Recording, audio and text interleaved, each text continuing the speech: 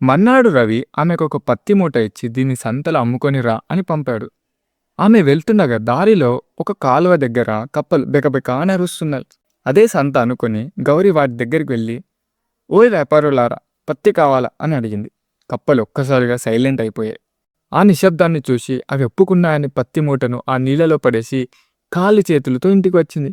రవికి విషయం చెప్తే మళ్ళీ కొట్టాడు. భర్త పెట్టిన బాధలు భరించలేక గౌరి అలిగి ఊరి చివర ఉన్న గుడిలో దాక్కుంది. అదే సమయానికి నలుగురు దొంగలు అక్కడికి వచ్చి, దేవుడా, ఈరోజు తెచ్చిన బంగారం నీకు, రేపటిది మాకు అని మొక్కుకున్నారు. లోపల ఉన్న గౌరి, ఈరోజు తెచ్చింది నాకే కావాలి, రేపు తెచ్చేది మీరు తీసుకోండి అని అరిచింది. దేవుడు మాట్లాడారని భయపడి దొంగలు ఆ బంగారం అంతా అక్కడే వదిలేసి పారిపోయారు. గౌరి ఆ బంగారం మూటను తీసుకుని ఇంటికి వెళ్ళింది. ఇంటికి వెళ్ళిన తర్వాత రవి ఆ బంగారం చూసి ఆశ్చర్యపోయాడు. అప్పుడు గౌరి, నువ్వు మళ్ళీ నన్ను కొడతావు కదా అంటూ భయపడుతూ, నేను షావుకారు దగ్గరికి వెళ్ళి పత్తు డబ్బులు తెస్తాను అనుకుంటూ బయలుదేరింది.